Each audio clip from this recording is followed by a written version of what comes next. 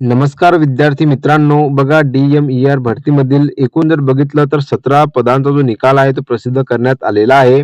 या अगोदर बघा 14 पदांचा जो निकाल आहे तो प्रसिद्ध करण्यात आलेला होता आणि राहिलेल्या जे 3 पदांचा जो निकाल आहे तो अखेर म्हणजेच की 11 डिसेंबरला वेबसाईटवरती प्रसिद्ध करण्यात आलेला होता आणि त्या संदर्भात बघा मी माहिती माझ्या YouTubeवरती आणि Telegramवरती दिलेली होती. ते तुम्ही बघितली असेलच. आता बघा आजच्या व्हिडिओमध्ये आपण जाणून घेऊया की मेरिट लिस्ट कधीपर्यंत लागेल आणि ज्या विद्यार्थ्यांना चांगल्या प्रकारे गुण मिळालेले असतील तर बघा अशा विद्यार्थ्यांसाठी कोणकोणते महत्त्वाचे डॉक्युमेंट लागतील डॉक्युमेंट व्हेरिफिकेशनच्या वेळी याबद्दलची माहिती आपण आजच्या व्हिडिओ संदर्भात जाणून घेऊया. व्हिडिओ खूप महत्त्वपूर्ण असणार आहे म्हणून तुम्ही व्हिडिओला शेवटपर्यंत नक्की बघा आणि आपल्या चॅनलवरती पहिल्यांदा आले असाल तर चॅनलला सबस्क्राईब करायला विसरू नका, जेणेकरून अशाच नवनवीन भरतीच्या अपडेटबद्दल सर्वप्रथम तुम्हाला माहिती मिळत राहील. तर चला आपण व्हिडिओला सुरुवात करूया. तर बघू शकता तुम्ही की यामध्ये जर बघितलं तर कोणकोणते महत्त्वाचे डॉक्युमेंट देण्यात आलेले आहेत त्याबद्दलची माहिती आपण जाणून घेऊया. जे की बघा ज्या विद्यार्थ्यांना जर बघितलं गुणांकन यादीमध्ये चांगले गुण मिळालेले असतील तर त्यांनी आतापासून जर बघितलं तुमचे डॉक्युमेंट जे ते रेडी करून ठेवा. कारण की बघा डिव्ही जर बघितली तर कधी पण होऊ शकते, त्याच्याबद्दलची माहिती मी तुम्हाला व्हिडिओच्या शेवटी देणारच आहे. त्या अगोदर बघा कोणकोणते महत्त्वाचे डॉक्युमेंटची जी लिस्ट आहे यामध्ये देण्यात आलेली आहे ते आपण जाणून घेऊया. तुम्ही इथं बघू शकता की candidate will have to produce following original document at the time of document verification. म्हणजेच की बघा डॉक्युमेंट व्हेरिफिकेशनच्या टाइमला तुम्हाला जर बघितलं हे जेवढे तुम्हाला डॉक्युमेंट देण्यात आलेले आहे ते ओरिजिनल डॉक्युमेंट तुम्हाला सोबत घेऊन जायचे आहे. Process and at the time of joining म्हणजे की जॉइनिंगच्या टाइमला candidate will have to submit a set of self attested photocopies of all original certificate. याचा जो सेट आहे तुम्हाला ऑफ ओरिजिनल सर्टिफिकेटचा तो तुम्हाला सोबत न्यायचा आहे आणि त्यासोबतच बघा याचे जे फोटोकॉपीज आहे ते पण तुम्हाला सोबत न्यायचे आहे, जेणेकरून बघा तुमच्याकडे एक सेट आणि तुम्हाला फोटोकॉपीचा जो एक सेट आहे तुम्हाला डॉक्युमेंट व्हेरिफिकेशनच्या टाइमला सबमिट करावा लागणार आहे. आता बघा तुम्ही इथे बघू शकता सर्वात अगोदर तुम्हाला nationality certificate, valid passport, school living certificate, स्टेटिंग nationality as Indian म्हणजे की बघा तुम्ही भारतीय आहात याच्याबद्दलचं एक प्रूफ जे आहे तुम्हाला प्रूफ आयडी तुम्हाला द्यायचं लागणार आहे. जे की बघा तुमचं जर का म्हणजे की शाळा सोडल्याचा दाखला, व्हॅलिड पासपोर्ट जे की तुम्ही इथं देऊ शकता. त्यानंतर बघा डोमिसाइल सर्टिफिकेट म्हणजे की अधिवास प्रमाणपत्र लागणार आहे. SSC passing certificate, birth certificate as proof of date of birth म्हणजेच की बघा डेट ऑफ बर्थची जी प्रूफ आहे तुम्हाला म्हणजे की असं सर्टिफिकेट जे की बघा तुम्ही बोर्ड सर्टिफिकेट देऊ शकता 10वीचं किंवा 12वीचं. त्यानंतर बघा post graduation, graduation, diploma, HSC, SSC certificate as per minimum eligibility of applied post म्हणजेच की ज्या पोस्टला तुम्ही अप्लाय केलेलं आहे त्यानुसार जर बघितलं तुमचं जेवढं काही हायर एज्युकेशन झालेलं आहे म्हणजेच की बघा पोस्ट ग्रॅज्युएशन, ग्रॅज्युएशन किंवा डिप्लोमा, HSC, SSC हे जर का तुमचं झालेलं असेल तर बघा तुमचं जे ओरिजिनल सर्टिफिकेट आहे तुम्हाला द्यावं लागणार आहे. आता बघा फॉर रिक्रुटमेंट म्हणजेच की बघा तुमचे ऑल मार्कशीट जे तुम्हाला न्यावी लागणार आहे, जे की बघा ग्रॅज्युएशन झालेलं असेल, डिप्लोमा झालेला असेल तर तुमच्या संपूर्ण जे मार्कशीट आहे तुम्हाला सोबत न्यावे लागणार आहे ओरिजिनल.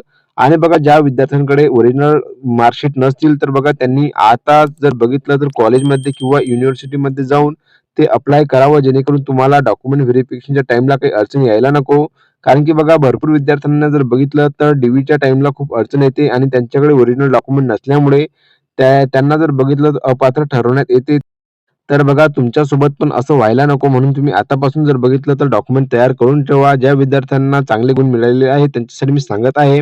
आता बघा registration certificate, license receipt with recent renewal date of respective council. आता बघा हा जर मुद्दा बघितला तर फार्मासिस्टसाठी ज्या विद्यार्थ्यांनी अप्लाय केलेलं असेल त्यांच्यासाठी लागणार आहे. कारण की बघा यामध्ये रजिस्ट्रेशन सर्टिफिकेट किंवा लायसन्स किंवा बघा तुम्ही जर का रिसेंटमध्ये जर renewal date of respective council जर तुमच्याकडे रिसिप्ट असेल तर तुम्ही नक्कीच जे तुम्ही डॉक्युमेंटच्या टाइमला देऊ शकता. त्यानंतर बघा मेडिकल फिटनेस सर्टिफिकेट जे की तुम्हाला लागणार आहे.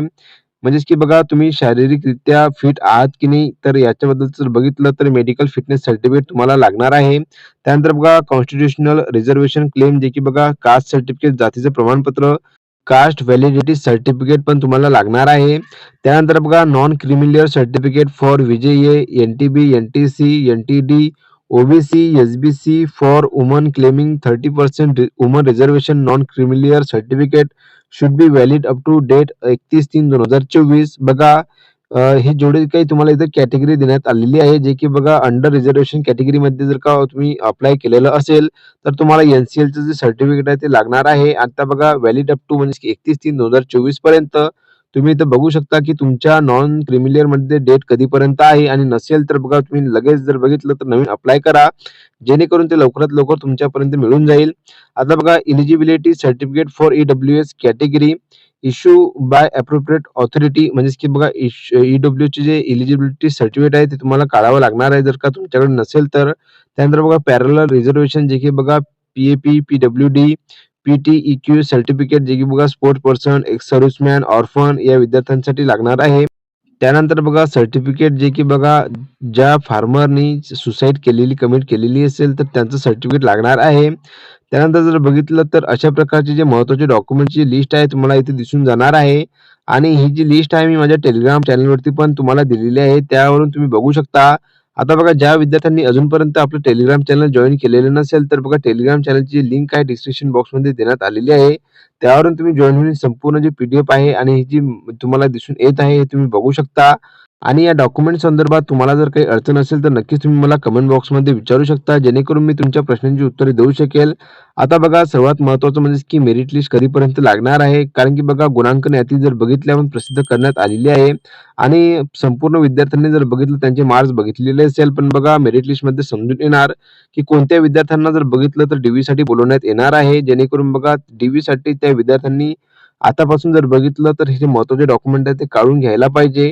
आता बघा मेरिट लिस्ट जर बघितली तर लवकरात लवकर तुमची या महिन्याच्या एंड पर्यंत लागणारच आहे आणि जशी काही माहिती आपल्यापर्यंत मिळेल मी तशी तुम्हाला अपडेट देणारच आहे. कारण की बघा आचारसंहिता लागल्यामुळे आता जर बघितलं मेरिट लिस्ट आणि डीव्हीसाठी जर बघितलं तुम्हाला ईमेलद्वारे किंवा बघा तुम्हाला मेसेजद्वारे कळवण्यात येणार आहे त्याबद्दलची माहिती.